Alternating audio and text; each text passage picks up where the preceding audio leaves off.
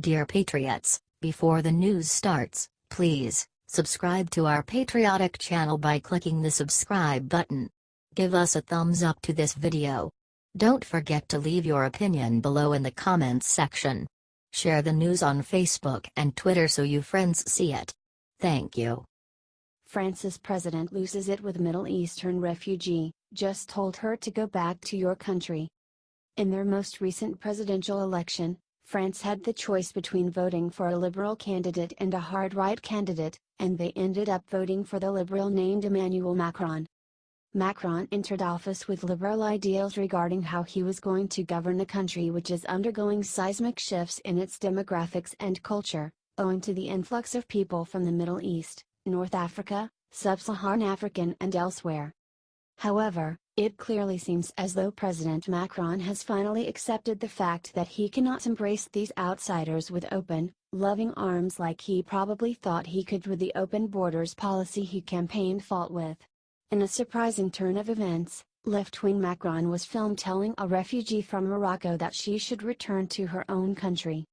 Described the Daily Caller about the president's altercation with this young Moroccan woman. The woman said her parents lived in France and that she wanted to remain in the country, despite being out of status.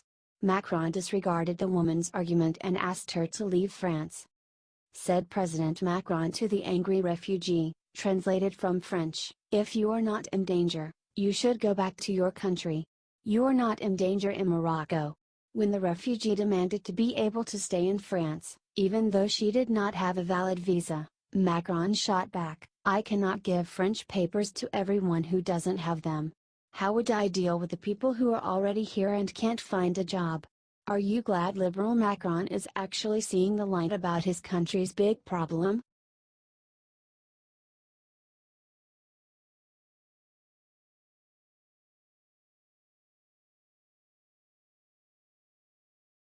Keep bending over like that. Leaked footage reveals creepy things Matt Lauer said to Katie Couric. NBC host Matt Lauer was seen for a long time as something of a heartthrob or a sweetheart. It came as a great surprise to many viewers, then, that Lauer was fired by the network after multiple allegations of sexual misconduct. The details of Lauer's behavior have started coming out, and they are genuinely creepy. A new behind-the-scenes video of Lauer in the Today Show cast just proved what a pervert Lauer is, even to his well-known female colleagues. In the video, which is from coverage of the 2014 Winter Olympics in Sochi, Russia, Matt says to one of his employees who was identified as being Katie Couric, "Pretty sweater." He then added, "Keep bending over like that. It's a nice view." In another telling clip that was also just circulated, Couric went on Andy Cohen's show Watch What Happens Live, and host asked Katie to name Matt's most annoying habit. Couric replied, "He pinches me on the ass a lot." Other bizarre details of Lauer's unprofessional behavior at NBC have also been put out by Variety magazine.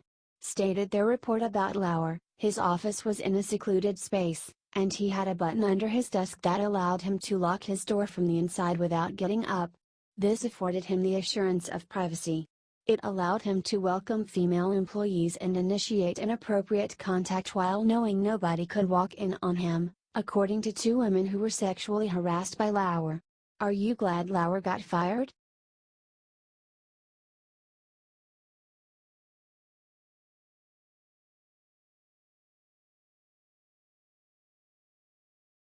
Geraldo is in huge trouble with Fox News for what he said to defend Matt Lauer. Smarmy liberal NBC News on-air personality Matt Lauer claimed to be a defender of women. In class left-wing hypocrite fashion, he was proved instead to be a sex predator. When he was fired by NBC, however, his former colleague Geraldo Rivera came to his defense in a bizarre and poorly thought-out way. Tweeted Fox News Rivera after word got out that Matt had been unceremoniously dumped by NBC, sad about it and later great guy, highly skilled and empathetic guests and a real gentleman to my family and me. News is a flirty business and it seems like current epidemic of #sex harassment allegations may be criminalizing courtship and conflating it predation. What about #Garrison Keillor? Rivera later added, a jerk's a jerk in dating. Sexual harassment, should be confined to situations where superior imposes himself on subordinate who feels unable to complain because of power of perp or feared consequences to victims' employment. Shouldn't be used to get even bad bosses or hated exes. Rivera's defense of creepy liberal hour did not go over well with the public. Wrote one Twitter user in response, "Not sure having a remote door lock button on your office sex dungeon counts as flirting or courtship, but you're the media professional." Geraldo later issued an apology, boasting, "Reaction to my tweets today on #sex harassment makes clear. I didn't sufficiently explain that this is a horrendous problem along hidden harassers are deviants who deserve what is coming to them. Often victims are too frightened to come forward in a timely fashion. I humbly apologize." Rivera's employers at Fox News were not amused. Network executives wrote in a statement condemning what Geraldo said, "Geraldo's tweets do not reflect the views of Fox News or its management. We were troubled by his comments and are addressing them with him. Do you think Geraldo should get fired for this?"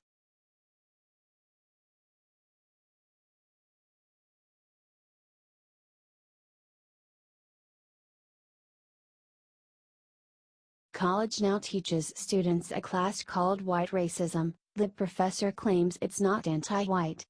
It is sad how much hatred and racial division was stoked in the United States during the 8 disastrous years of Democrat Barack Obama's presidency. It is now being felt during the Trump era, with reverse racist bigots openly flaunting their anti-white views. Recently, one radical liberal professor named Dr. Ted Thornhill generated headlines for himself for a course he is teaching at Florida Gulf Coast University called White Racism. The sociology professor had the temerity to claim that his course is not anti-white. Stated Professor Thornhill to Fox News, he made the class to demonstrate that the U.S. has been and remains a white supremacist society. He also alleged that too many Americans, especially whites, are cocooned in a bubble of unreality as it concerns racial matters.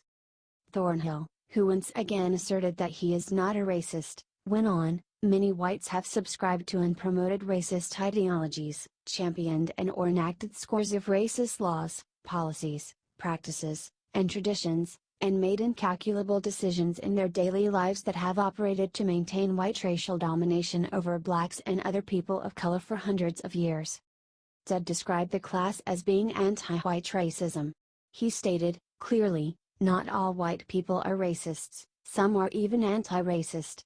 He claimed, though, that all white people derive, in some measure, material and psychological benefits by virtue of being racialized as white. Do you think this class is racist?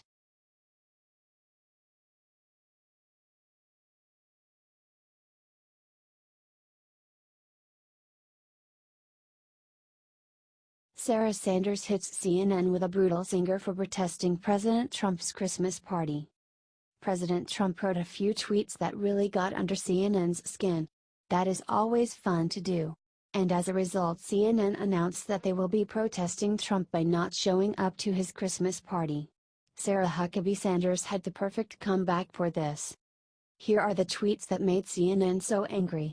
At Fox News is much more important in the United States than CNN, but outside of the US, CNN International is still a major source of fake news, and they represent our nation to the world very poorly.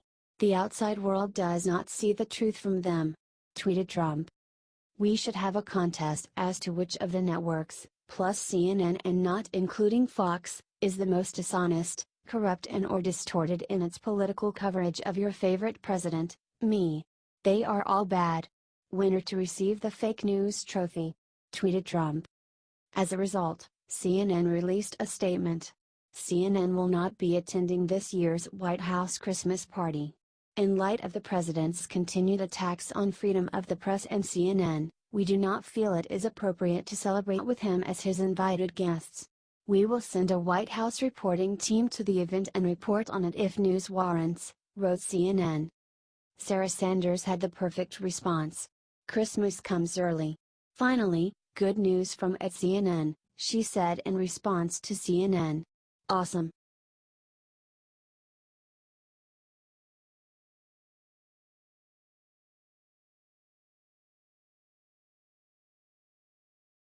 Watch ultra-liberal Trevor Noah admit that President Trump is right about Elizabeth Warren. Ultra-liberal Daily Show host Trevor Noah does not like Donald Trump. However, even he was begrudgingly forced to admit that he is right about Elizabeth Warren.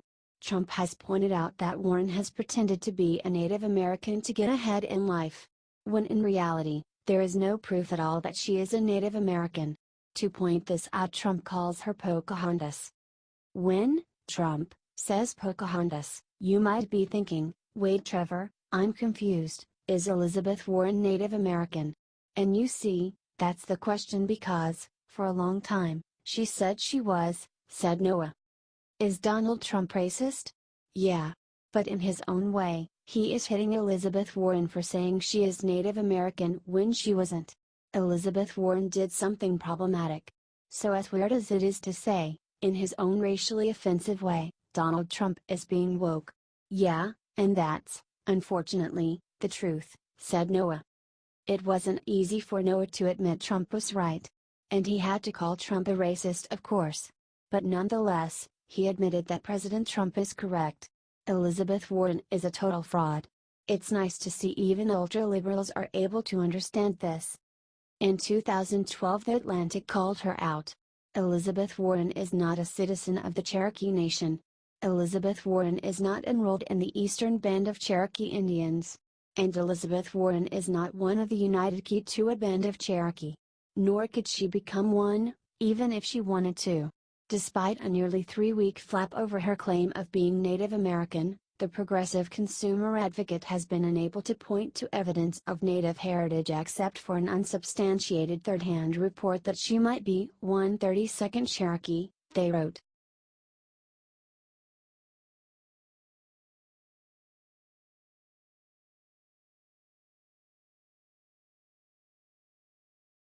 Juanita Broaddrick exposes how Bill Clinton can still pay for all that he's done. Juanita Broaddrick has accused Bill Clinton of violently raping her decades ago. Although Clinton has not faced justice, Broaddrick reveals why she hasn't given up hope, and how Bill Clinton can still pay the price for what he's done. In the case of Bill Clinton, he's got a post-presidency. He's still paid, for instance, a presidential pension from the U.S. taxpayers. Are there things you'd like to see still done in his life that would affect him? Asked a Daily Caller reporter to Broaddrick. Oh yes. Everything that he's given as being a past president, with the exception of his Secret Service things. I think that all financial things that are given to him should be removed, Broaddrick responded. Bill Clinton is a horrible person, and so is Hillary. If people out there have allegations against him that have not been brought to the light of day, now is the time, said Broaddrick. Broaddrick is also pleased that after decades of ignoring her, the media is suddenly starting to take her allegations against Bill Clinton seriously. We're in a new era, and it's exciting, she said. Now that Bill Clinton is no longer a tool the Democrats can use, they are willing to speak up against him. Even if the reasons behind the media listening Broaddrick are fishy, if Broaddrick can finally be heard, it is a good thing.